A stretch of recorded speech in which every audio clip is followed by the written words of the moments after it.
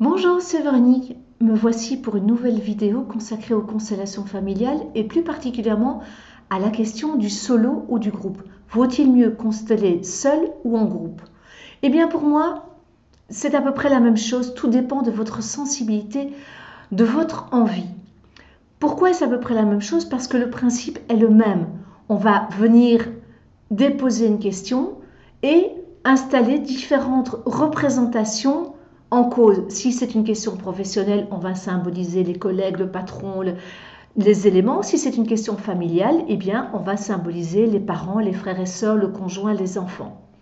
Après, en solo, comment va-t-on symboliser? Eh bien, soit avec des cartons qu'on va disposer au sol et on va voir comment la personne en demande et moi-même allons nous balader sur les cartons et vraiment ressentir, entrer dans la connexion avec la symbolique, ressentir et donc partager et pouvoir transformer, soit travailler avec des bonhommes en bois qui vont être disposés et qu'on va pouvoir aussi connecter pour aller comprendre, observer, ressentir, transformer, ouvrir des portes, en fermer d'autres.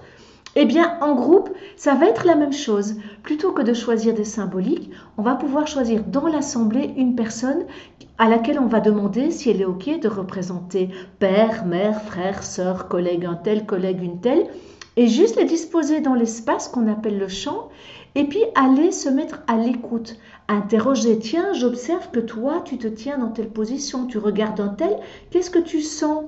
Quand tu regardes, qu'est-ce que ça vient dire? De quoi est-ce que ça parle? Tout ça toujours en lien évidemment avec la question de départ.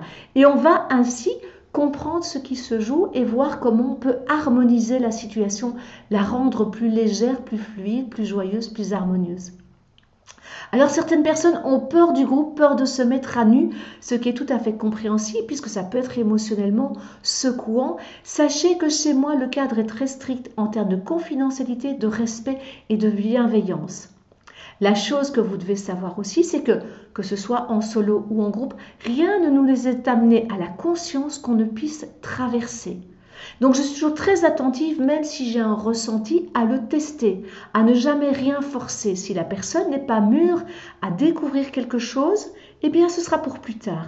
Vraiment, pour moi, il est essentiel, que ce soit en groupe ou en solo, d'être dans l'écoute du rythme de la demandeuse ou du demandeur. Ça, c'est vraiment le fondement de mon travail.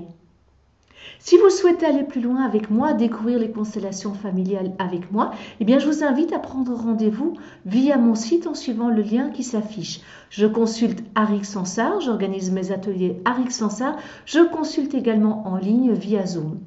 À très bientôt, prenez soin de vous, au revoir.